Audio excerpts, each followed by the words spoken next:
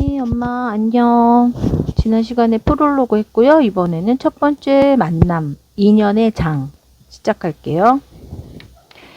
에디는 구식 놀이기구인 회전 찻잔 속에서 잠을 깼다. 짙은 갈색 나무로 만든 찻잔 속에는 방석이 놓여 있고 쇠경첩이 달린 문이 있었다. 그의 팔다리는 찻잔 밖으로 늘어져 있었다. 하늘은 짙은 갈색에서 진홍색으로 변했다. 그는 지팡이를 잡으려 했다. 지팡이가 없으면 아침에 일어나지 못했기 때문에 지난 몇 년간 지팡이를 침대 옆에 두고 살았다. 한때는 사람을 만나면 주먹으로 어깨를 퍽퍽 치는 것으로 인사를 대신하던 에디로서는 당황스러운 일이었다. 하지만 지금은 지팡이가 없다. 에디는 한숨을 내쉬며 몸을 일으켜 보았다. 그런데 놀랍게도 등이 아프지 않았고 무릎도 쑤시지 않았다. 더 세게 몸을 당기니 찻잔 밖으로 쉽게 다리를 내려놓을 수 있었다. 바닥에 어색하게 발을 디디는 순간 세 가지 생각이 머리를 스치고 지나갔다. 첫째, 기분이 아주 좋다는 것. 둘째, 자신이 지금 혼자라는 것. 그리고 마지막 세 번째로 자신이 아직도 루비가든에 있다는 것이다. 하지만 요즘의 루비가든과는 사뭇 달랐다. 캔버스 천으로 지은 천막이 즐비했고 넓은 풀밭이 보였으며 이끼 낀 방파제 너머로 바다가 한눈에 들어왔다. 놀이기구들은 암록색이나 젓갈색이 아니라 빨간색과 크림빛이 도는 흰색이 대부분이었다. 기구마다 매표소도 있었다. 그가 정신을 차린 찻잔은 스피노라마라는 구식 회전놀이 기구였다. 길에 줄지어 선 상점에 걸린 간판처럼 스피노라마의 간판도 얇은 합판으로 만들어져 있었다. 담배 하면 LTM4시거, 진한 수프 10센트, 짜릿한 하늘 열차 타세요. 에디는 눈을 여러 번 깜빡였다. 가만히 살펴보니 이곳은 그가 어린 시절에 보았던 75년 전의 루비가든이었다. 다만 모든 게 새 물건인 점만 달랐다. 수십 년 전에 망가진 뱅뱅이와 타리장과 해수 수영장도 있었는데 그것들 역시 1950년대에 없어진 시설이었다. 또 하늘에 우뚝 솟은 것은 원래의 테리스 회전바퀴였고 그 너머로 그가 살던 옛 동네가 보였다. 세입자들이 사는 벽돌주택의 지붕이 다닥다닥 붙어 있었다. 창문에는 빨랫줄이 걸려 있었다. 에디는 고함을 쳐보려 했지만 피식하고 공기가 빠지는 것만 같았다. 입술을 달싹여 여 했지만 소리가 나오지 않았다. 팔과 다리를 꼬집어 보기도 했다. 목소리가 안 나오는 걸 빼면 몸은 믿을 수 없을 정도로 가벼웠다. 빙빙 원을 돌며 걸어보기도 하고 펄쩍펄쩍 뛰기도 했지만 통증이 전혀 느껴지지 않았다. 지난 10년간 걸을 때마다 얼굴을 찌푸리고 앉을 때마다 몸을 비틀어야 했는데 이제는 전혀 아프지 않았다. 항아리 같은 가슴을 가진 딸딸막한 사내, 모자를 쓰고 반바지에 정비공 유니폼 상의를 입은 노인의 모습. 겉모습은 그날과 똑같았지만 몸은 자유롭게 움직일 수 있을 만큼 유연했다. 어찌나 유연한지 손을 뻗어 발목 뒤를 잡을 수 있었고 다리를 가슴까지 끌어올릴 수도 있었다. 에디는 새 기계에 매혹된 아이처럼 몸을 움직여보고 고무 인형처럼 여기저기 쭉쭉 놀려보았다. 그런 다음 뛰었다. 하하, 달리기라니. 에디가 제대로 뛰지 못한 지는 벌써 60년이나 되었다. 전쟁 이후로는 달리지 못했는데 지금은 달리고 있는 것이다. 처음에는 천천히 뛰다가 속도를 붙이며 점점 빨리 달렸다. 나무 산책로를 달리다가 낚시꾼들이 주로 가는 낚싯밥 판매소와 수영복 대여점 앞을 지났다. 그는 딥시 두들이라는 낙하기구 앞을 쌩 하고 달려갔다. 루비가든 산책로를 지나 뾰족탑과 양파 모양 지붕이 있는 이슬람식 건물 밑을 달려가니 회전 목마가 나왔다.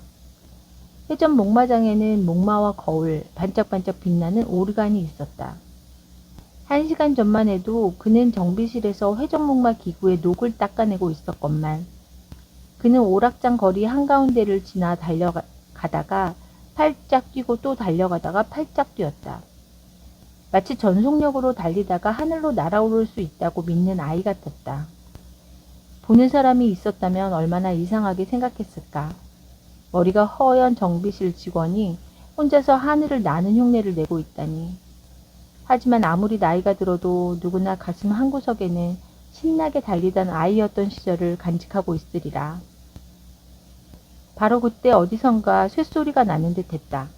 에디가 달리기를 멈추고 들어보니 메가폰에서 나는 소리 같았다. 심사숙녀 여러분, 이 사람은 어떻습니까? 이렇게 끔찍한 광경을 보신 적이 있습니까? 에디는 대형 극장 앞에 있는 텅 빈 매표소 옆에 서서 간판을 바라보았다. 세상에서 가장 이상한 사람들, 루비가 된 최고의 쇼, 신비한 연기, 뚱보와 말라깽이, 야수인간을 만나보세요. 최고의 쇼, 괴물들의 전시장, 과장 광고. 에디의 기억 속에서 이곳은 적어도 50년 전에 문을 닫은 극장이었다. 텔레비전의 인기가 높아지면서 사람들이 더 이상 이런 쇼를 보면서 상상력을 키우지 않아도 되는 무렵이었다. 괴기스런 모습으로 태어난 이들을 보세요. 에디는 입구를 들여다보았다. 여기서 이상한 사람들을 만난 적이 있다. 몸무게가 220kg도 더 되는 졸리 제인을 계단에 올리려면 남자 둘이 필요했다. 등이 달라붙은 쌍둥이 자매는 악기를 연주했다. 칼을 삼키는 남자도 있었고 수염이 난 여자도 있었다. 또 살을 기름에 수도 없이 담그는 바람에 피부가 고무처럼 늘어나서 흐물흐물해진 이탈리아인 형제도 있었다.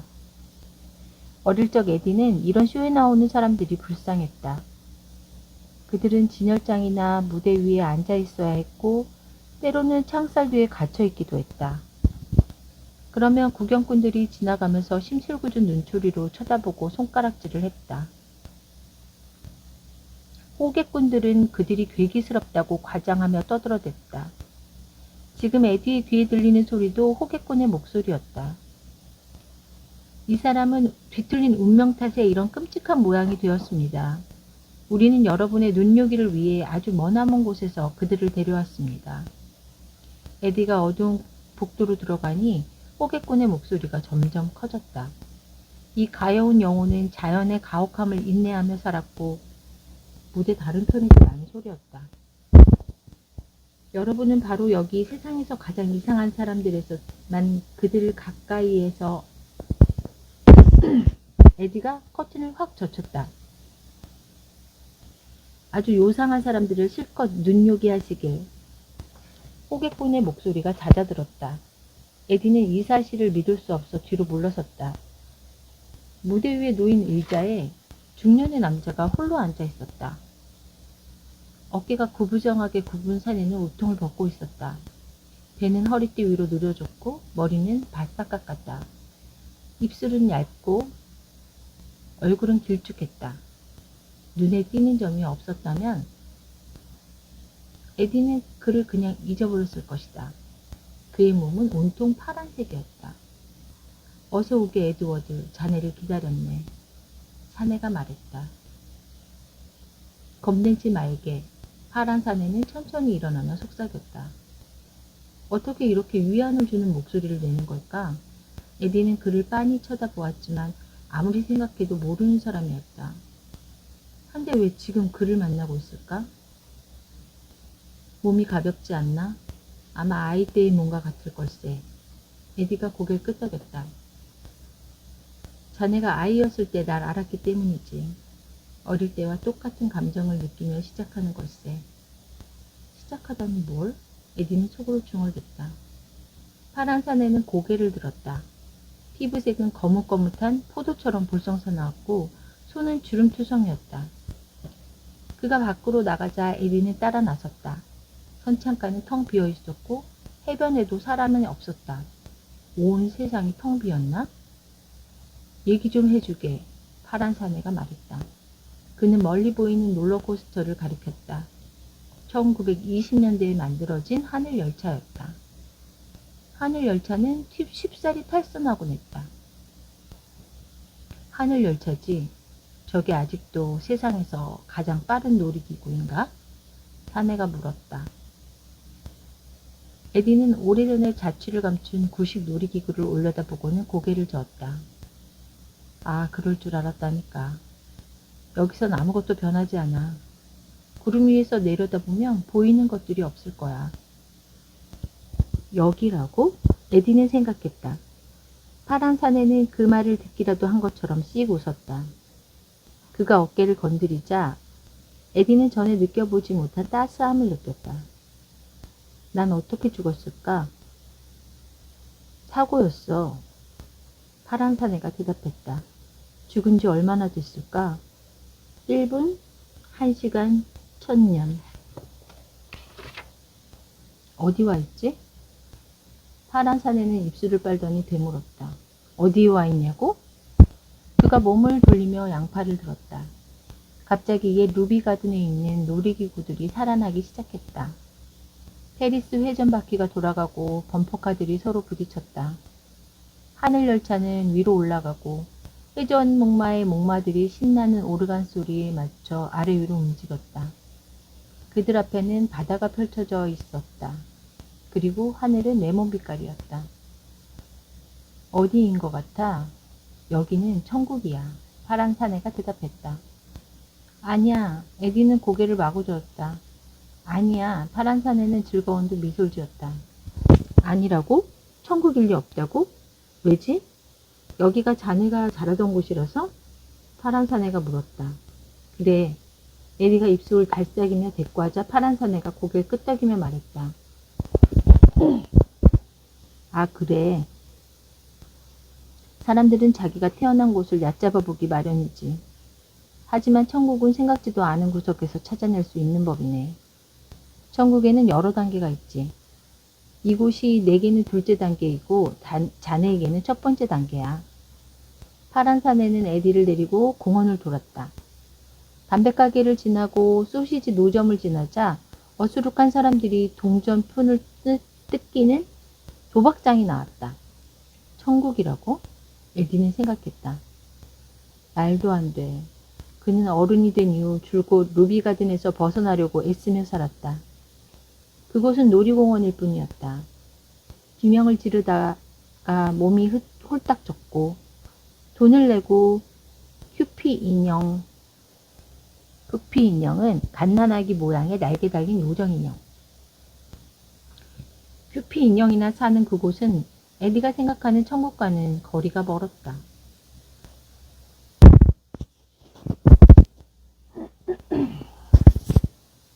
그는 다시 말해보려고 애썼지만 이번에는 가슴에서 쿨럭이는 소리만 났다. 파란 사내가 고개를 돌렸다. 곧 목소리가 나올 거야. 우리 모두 똑같은 과정을 거치지. 처음 도착하면 말을 할 수가 없어. 그는 빙그레 웃으며 덧붙였다. 말을 듣는데 도움이 되니까. 그리고 사내는 말을 멈췄다. 파란 사내는 에디를 쳐다보다가 불쑥 말했다. 자네는 천국에서 5사람을 만나는데 그들은 모두 자네 인생이 결부되어 있지. 그때는 자네도 이유를 몰랐을 테지만 말일세. 천국은 바로 지상에서의 인생을 이해하기 위해 있는 거라네. 에디는 혼란스러운 표정을 지었다. 사람들은 천국을 파라다이스 동산처럼 생각하지. 구름을 타고 둥둥 떠다니고 강과 산에서 게으름을 부릴 수 있는 곳 말이야. 하지만 어떤 위안도 줄 수 없는 풍경은 무의미하다네. 이것은 신이 자네에게 줄 수 있는 가장 큰 선물이라네. 인생에서 일어났던 일을 이해하는 것 말이야. 그 연유를 설명해 주는 것. 그것이 자네가 찾았던 평안이니까. 에디는 말없이 있는 게 견딜 수 없어 목소리를 내보려고 기침을 했다. 에디, 난 자네가 만난 첫 번째 사람이지. 내가 죽었을 때 5사람이 내 삶을 조명해 주었네. 그 후 난 자네에게 내 이야기를 해주려고 여기에서 자네를 기다렸지. 내 이야기에는 자네의 사연도 일부 끼어 있으니까. 다른 사람들도 당신을 기다리고 있지. 그 중에는 자네가 알던 사람도 있고 모르는 사람도 있다네. 하지만 모두 죽기 전 자네의 인생과 얽혀 있지. 그것이 자네의 인생을 영원토록 바꿔버렸고. 에디는 있는 힘껏 가슴에서 소리를 밀어냈다. 마침내 소리가 새어나왔다. 당신은... 병아리가 알을 깨고 나오는 것처럼 목소리가 깨지는 것 같았다. 당신은 어떻게... 파란 사내는 참을성 있게 기다렸다. 어떻게 죽었냐고? 파란 사내는 좀 놀란 표정을 지으며 빙긋 웃었다. 자네 때문이지. 그가 말했다. 7살의 여름. 그의 여름 7살이 된 에디는 생일 선물로 새 야구공을 받았다. 에디는 선물을 받자마자 신이 나서 형 조와 공 던지기를 하러 나왔다. 에디가 던질 차례였다. 공을 손에 쥐고 꾹 누르더니 팔을 타고 올라오는 탄력이 느껴졌다. 에디는 잠시 야구 선수가 되는 상상에 빠졌다. 월터 존슨 같은 위대한 선수가 된 거다. 자, 빨리 던져! 형이 재촉했다. 에디와 조가 노는 곳 근처에는 오락장이 하나 있었다.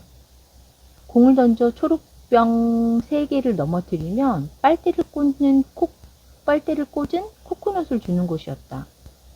에디는 그대로 멈춰선 채 오락장에서 공을 던지는 상상을 했다. 드디어 그가 공을 던지자 형이 움찔하며 몸을 피했다. 너무 세잖아. 조가 외쳤다. 내 공, 형! 에디가 소리쳤다. 공은 나무 산책로에 떨어졌다가 괴물인간 쇼를 벌이는 천막 뒤편에 공터로 굴러갔다. 에디는 공을 쫓아갔고 조가 그 뒤를 따랐다. 형제는 땅바닥으로 몸을 날렸다. 에디가 물었다. 공이 보여? 아니. 와 하는 소리에 형제가 잠시 정신이 팔린 사이 천막 문이 열렸다.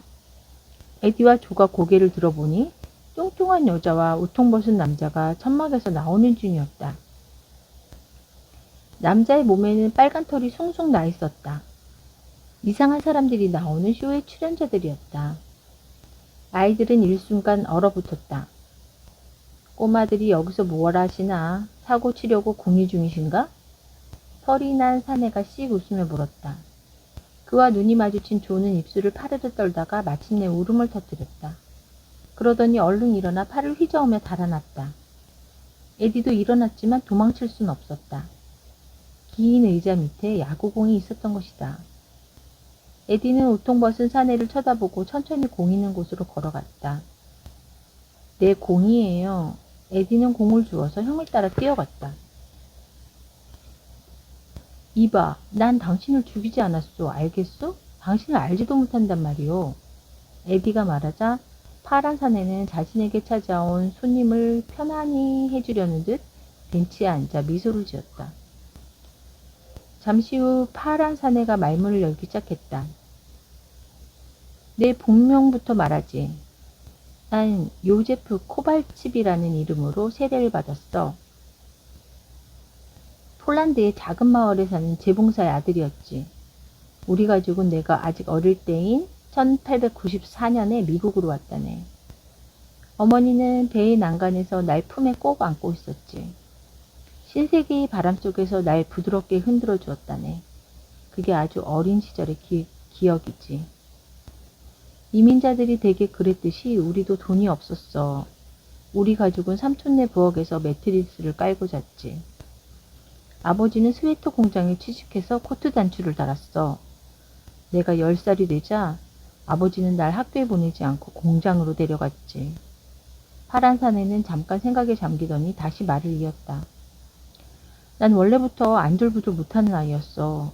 공장에서 나는 소음 때문에 그런 증세가 더 심해졌지. 그런 데서 일하기에는 너무 어렵던 거야.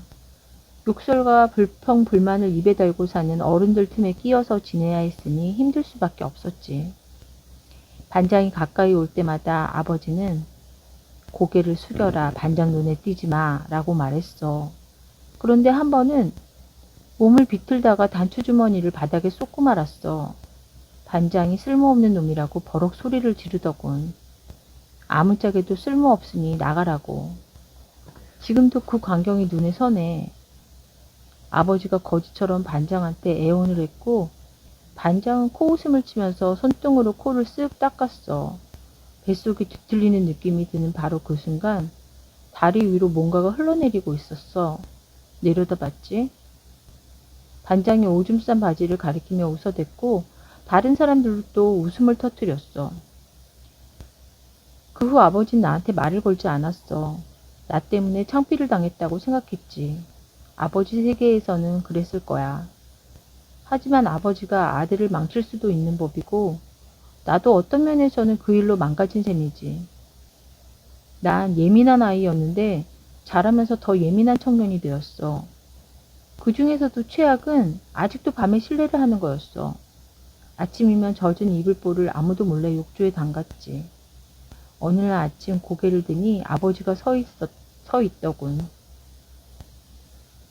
아버지는 오줌 싼 이불보를 보다가 다시 날 노려봤는데 난 그 사나운 눈빛을 영원토록 못 잊을 거야. 부자 사이의 인연을 끊고 싶어하는 눈치였거든. 파란 사내는 잠시 말을 멈췄다. 파란 물에 담글 것 같은 피부는 허리띠 부분에서 몇 겹으로 접혔다. 에디는 그 모습을 쳐다보지 않을 수 없었다. 파란 사내가 말했다. 난 처음부터 이상한 사람은 아니었어. 당시 의술은 상당히 원시적이었지. 나는 약국에 가서 신경 안정제를 달라고 했는데 약사는 질산은이 담긴 병을 주면서 물에 섞어서 매일 밤 마시라고 하더군. 질산은은 나중에 독약으로 판명되었지. 하지만 내게 약은 그것뿐이었어. 약이 잘 듣지 않으면 약이 부족하다고 짐작하고 더 먹었지. 물에 타지도 않고 두세 번씩 삼켰어. 곧 사람들이 이상한 눈으로 쳐다보기 시작했어. 피부가 잿빛으로 변했으니까. 창피하고 초조하더군. 그래서 질산은을 더 많이 먹었고 결국 독극물 부작용 때문에 피부가 퍼렇게 변하고 말았지. 파란 사내는 말을 멈췄다. 그는 풀이 죽은 목소리로 말을 이었다. 공장에서 쫓겨났어. 반장이 나 때문에 딴 사람들이 무서워한다더군. 일자리가 없는데 어떻게 입에 풀칠을 하라고, 또 어디서 살라고. 난 술집을 찾아냈지. 술집이야 어두우니 모자와 코트를 뒤집어 쓰고 감출 수 있었어. 어느 날 밤 그 술집에서 서커스도 한 사람들이 왔지.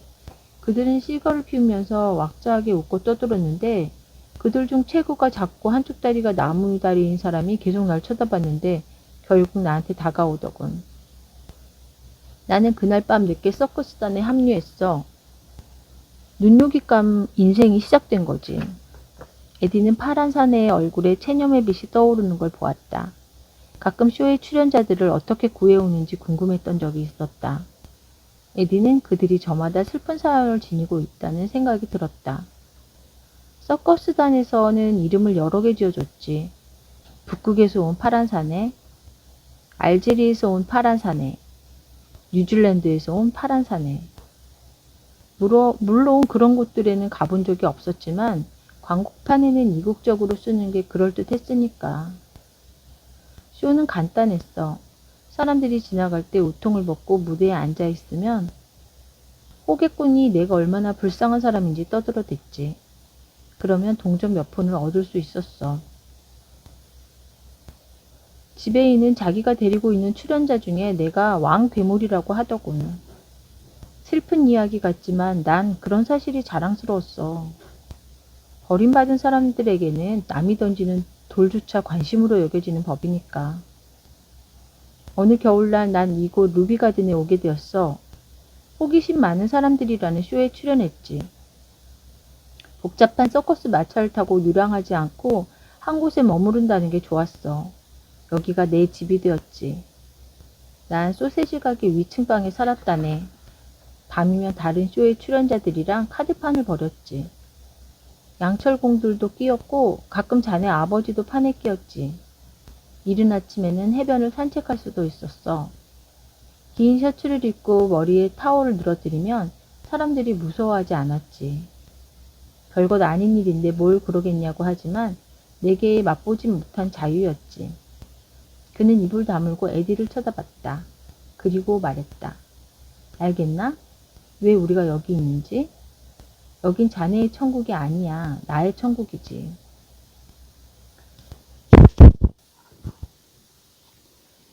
한 이야기를 두 가지 각도에서 들어보자.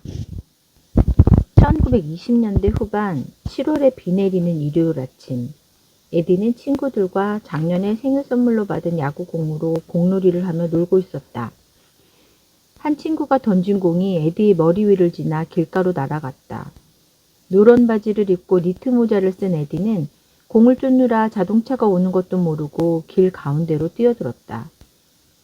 포드 모델 A가 달려오다가 끼익 소리를 내며 방향을 틀어 간신히 에디를 피했다.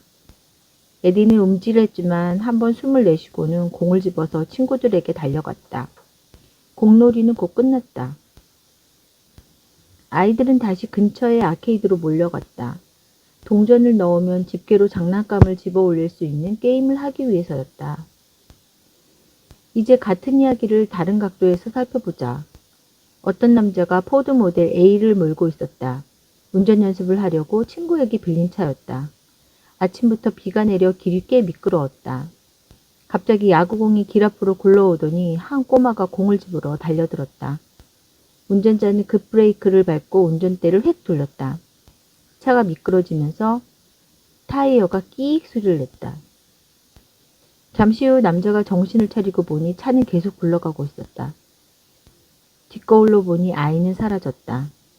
하지만 하마터면 큰일 날 뻔했다는 생각이 들어 남자의 몸은 아직도 뻣뻣했다.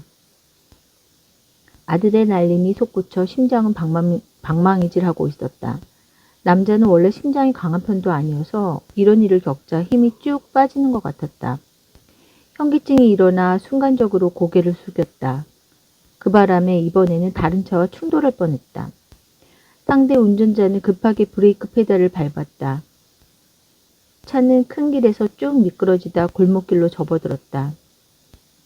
남자가 몰던 포드 모델 A는 골목으로 미끄러져서 주차된 트럭 뒷공무니에 부딪혔다. 이마에서 피가 흘렀다. 그는 차에서 내려서 차가 얼마나 부서졌는지 살펴본 다음 젖은 아스팔트 도로 위로 쓰러졌다. 팔이 욱신거렸고 가슴에는 쥐어뜯기는 듯한 통증이 느껴졌다. 일요일 아침이라 골목에는 인적이 한산했고 차에 기대어 쓰러져 있는 그를 본 사람은 아무도 없었다. 잠시 후 피는 더 이상 남자의 심장으로 흘러들어가지 않았다. 1시간 후 경찰이 그를 발견했고 검시관은 그가 죽었다는 진단을 내렸다. 사인은 심장마비였다. 남자는 친척이 없는 무연고자였다. 한 가지 이야기를 두 가지 각도에서 보자. 같은 날, 같은 시간에 일어난 일이지만 이쪽에서 보면 행복하게 끝나는 이야기였다. 누런 바지를 입은 아이는 아케이드로 가서 게임기에 돈을 넣으며 즐거워했다. 반면 저쪽에서 보면 파란 피부를 가진 한 남자의 슬픈 죽음 이야기였다. 검시소 직원은 놀란 얼굴로 방금 들어온 시체의 피부가 파랗다는 이야기를 동료에게 전했다. 파란 사내가 자기 입장에서 본 이야기를 말하고 물었다. 누군지 알겠나? 그때 그 꼬마? 에디는 몸을 부르르 떨었다. 이럴 수가. 그가 할 말을 잃은 듯 나직이 중얼거렸다. 처음 본 장례식. 8살이 되던 날 에디는 화가 나서 팔짱을 끼고 소파 끝에 앉아 있었다. 어머니는 발치에 앉아서 에디의 구두끈을 매주었다. 아버지는 거울 앞에서 넥타이를 고쳐맸다. 에디가 투정을 부리며 말했다. 난 가기 싫단 말이야. 알아, 하지만 꼭 가야 한단다. 슬픈 일은 함께 나누어야 하는 법이야. 엄마가 고개도 들지 않고 대꾸했다. 하지만 오늘은 내 생일이잖아. 에디는 트럭을 만드는 중이었다. 장난감을 조립하는 재주가 뛰어난 에디는 트럭을 완성해서 생일 파티에 온 친구들에게 으스대고 싶었다. 그런데 가족 모두 어디론가 가야 한다고 서둘러 옷을 차려입히고 있는 것이 아닌가. 어쩐지 불공평하다는 생각이 들었다. 에디가 장난감을 조립하고 있던 자리에는 세막대기와 작은 고무바퀴 3개가 놓여 있었다. 에디는 아쉽다는 듯이 그쪽을 다시 한번 쳐다보고는 낡은 구두를 신었다. 모직 바지를 입고 나비 넥타이를 맨 형이 왼손에 야구 글러브를 들고 왔다. 형은 글러브를 바닥에 던지면서 에디의 약을 올렸다. 내가 신던 구두구나. 내 새 구두 어때? 폼나지? 에디는 형의 물건을 물려받아 써야 하는 게 싫어 얼굴을 찌푸렸다. 가만히 좀 있어. 엄마가 타박을 놓았다. 발 아프단 말이야. 에디가 징징댔다. 그만해. 고함 소리에 놀라 쳐다보니 아버지가 에디를 노려보고 있었다. 묘지에 간 에디는 루비가 든 사람들을 잘 알아볼 수 없었다. 평소에는 반짝이 옷을 입고 붉은 터번을 두르는 사람들이 그날은 모두 검은 양복을 차려입었기 때문이다. 그의 아버지처럼 말이다. 여자들도 똑같은 검은 드레스를 입었고 몇몇은 얼굴에 베일을 들이우고 있었다. 어떤 사람이 삽으로 흙을 떠서 구덩이에 던졌다. 에디는 엄마의 손을 붙잡은 채 눈살을 찌푸리며 해를 바라보았다. 슬퍼해야 한다는 건 알고 있었지만 마음속으로는 1부터 수를 세기 시작했다. 1000까지 해야 될 무렵에는 다시 생일 파티 분위기로 돌아가기를 기대하면서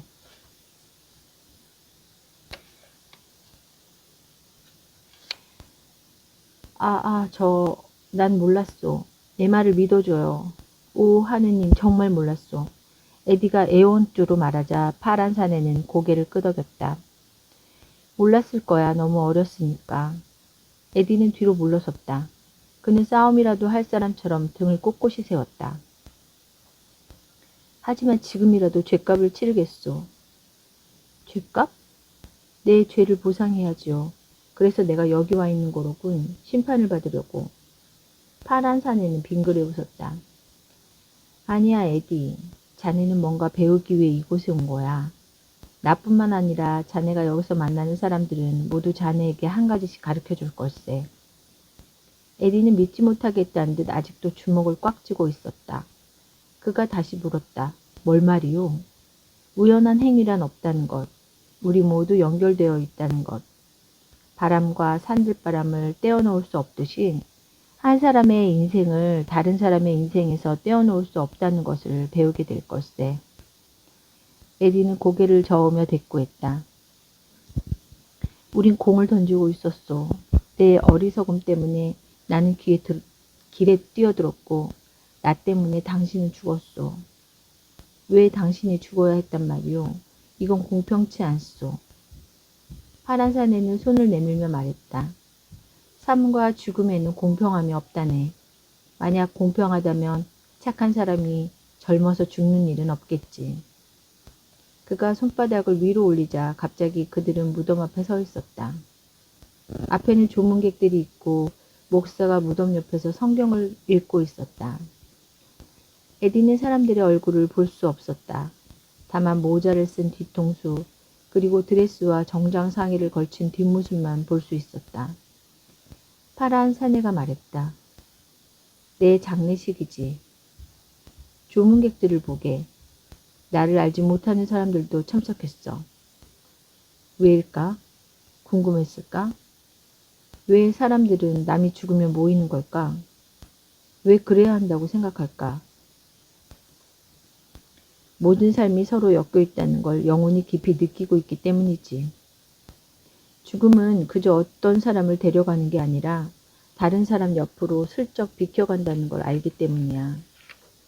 가까운 거리에 있는 두 사람 중 한 사람은 죽음이 데려가고 다른 사람은 옆을 비껴가지. 둘의 생사가 엇갈리는 거야. 자넨 나 대신 자네가 죽었어야 했다고 말하고 있어. 하지만 내가 지상에서 살 때 다른 사람들도 나 대신 죽었네. 매일 그런 일이 일어나지. 그 자리를 벗어나자마자 번개가 내리치기도 하고 막 탑승 시간을 놓친 비행기가 추락하기도 하지. 우린 그런 일들이 우연히 일어난다고 생각하지. 하지만 모든 것은 균형을 이루는 걸세. 하나가 시들면 다른 하나는 자라나지. 태어나고 죽는 것이 전체의 일부분이고 우리가 아기에게 끌리는 것도 그 때문이지. 파란 사내는 조문객들에게 고개를 돌리며 덧붙였다. 또 장례식에도. 에디는 다시 묘지에 모인 사람들을 쳐다봤다. 자신의 장례식도 열렸는지 궁금했다. 장례식에 와준 사람이 있을까? 목사가 성경을 읽는 동안 조문객들은 고개를 숙였다. 이날은 오래전 파란 사내가 묻히던 날이었다. 에디는 그곳에 있었다. 어린 소년 에디는 자기가 어떤 역할을 했는지도 모르고 식이 끝날 때까지 숫자를 세며 몸을 베베 꼬고 있었다. 아직도 이해가 안 가오. 당신의 죽음에서 좋은 게 뭐가 있었소? 에디가 묻자 파란 사내가 대답했다. 자네가 살았지. 하지만 우린 전혀 알지 못했소. 낯선 사람이라고 할 정도로 서로 모르는 사이였소. 파란 사내가 에디의 어깨에 팔을 얹자 따스하게 녹아드는 느낌이 전해졌다. 파란 사내가 말했다. 타인이란 아직 미처 만나지 못한 가족일 뿐이라네. 말을 마친 파란 사내가 에디를 끌어당겼다. 순간 사내가 살면서 느낀 모든 감정이 에디에게 밀려들었다. 그 감정이 그의 몸속에 헤엄쳐 나타났다. 외로움, 수치심, 긴장감, 심장마비, 그 모든 감정이 서랍이 닫히는 것처럼 에디 안으로 쑥 들어왔다. 파란 사내가 귀에 대고 속삭였다. 난 떠나네. 내게 천국의 2단계는 끝났네. 하지만 자네는 만날 사람들이 더 있지. 에디가 그를 잡으며 말했다. 잠깐만 한 가지만 말해주시오. 내가 루비가든에서 그 여자를 구했소? 내가 아이를 구했소? 파란 사내는 대답하지 않았고 에디는 털썩 주저앉았다. 그렇다면 내 죽음은 낭비로군. 내 인생살이처럼. 파란 사내가 말했다. 낭비된 인생이란 없네. 우리가 낭비하는 시간이란 외롭다고 생각하며 보내는 시간뿐이지. 그가 묘지 쪽으로 물러서며 빙긋 웃었다. 그러자 그의 피부가 흠 하나 없는 캐러멜색으로 변했다. 에디는 그렇게 보기 좋은 얼굴빛은 처음 봤다고 생각했다. 잠깐만. 에디가 소리쳤지만 그는 갑자기 공중으로 올라갔다. 그는 무덤에서 멀어져 잿빛 바다 위로 솟아올랐다. 아래에 루비가든의 지붕이 보였다. 뾰족탑이며 작은 탑들, 깃발이 산들바람에 휘날리고 있었다. 그러다가 이내 사라져 버렸다. 일요일 오후 3시.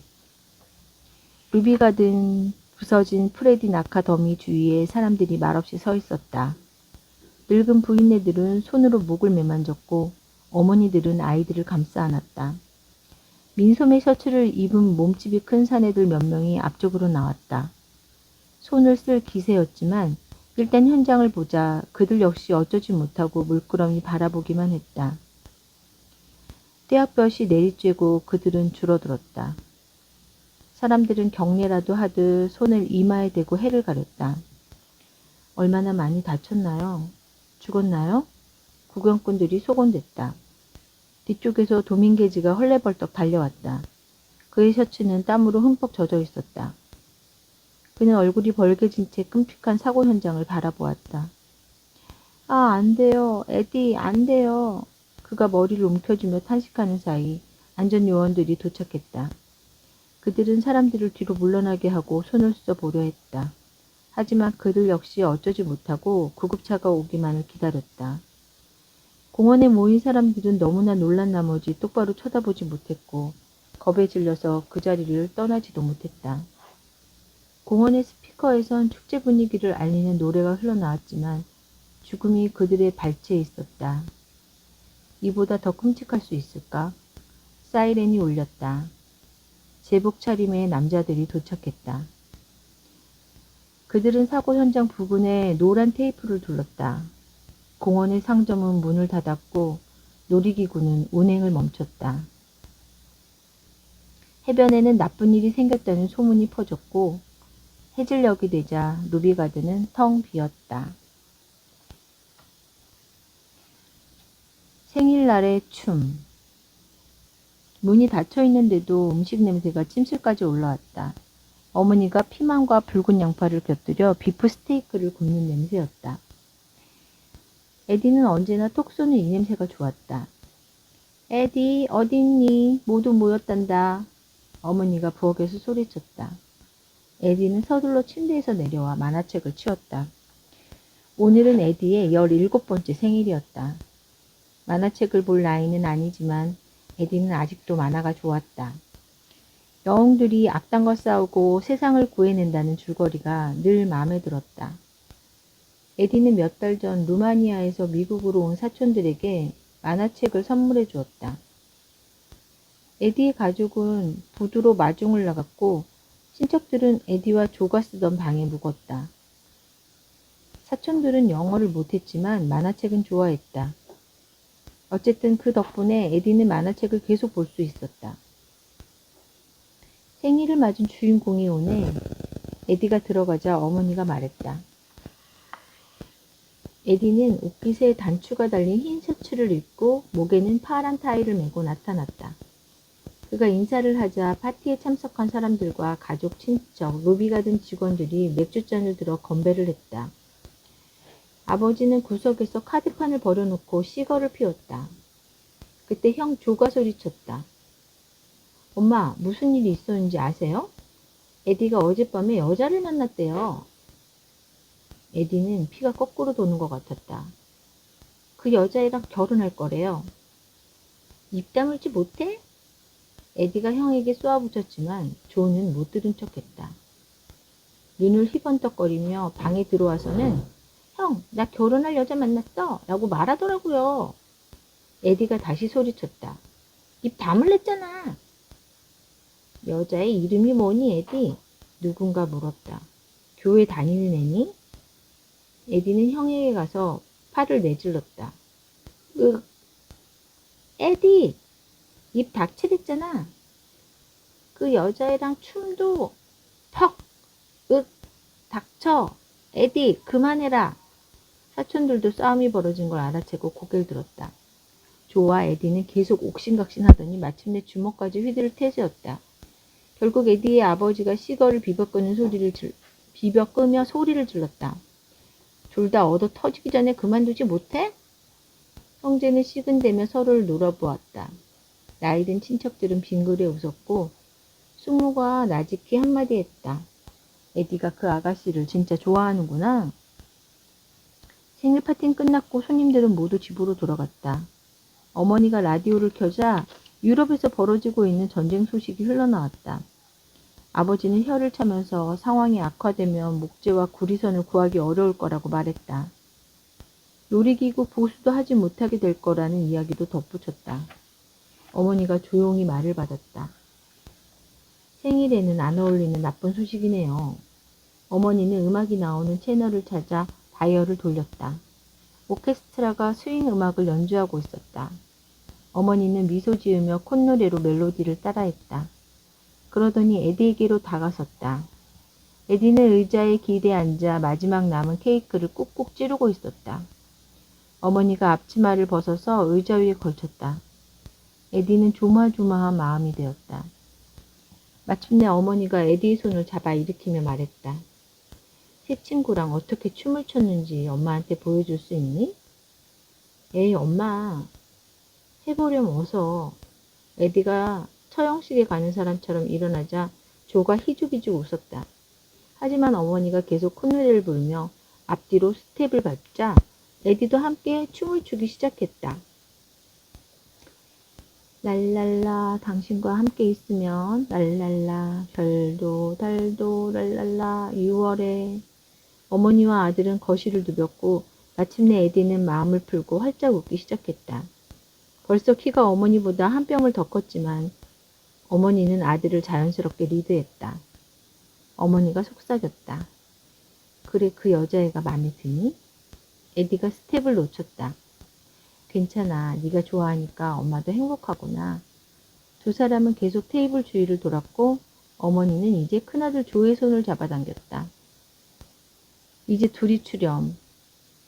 형이랑요? 엄마! 조와 에디는 어쩔 수 없이 웃으면서 춤을 추기 시작했다. 손을 맞잡고 움직이다가 요란스럽게 빙빙 원을 돌았다. 둘이 테이블 주변을 휙휙 도는 것을 보자 어머니는 마음이 흐뭇해졌다. 라디오에서는 클라리넷 멜로디를 연주했고 루마니아에서 온 사촌들이 음악에 맞춰 손뼉을 쳤다. 흥겨운 파티 분위기 속에서 스테이크를 구운 냄새가 여전히 맴돌고 있었다. 오늘은 여기까지 읽을게요.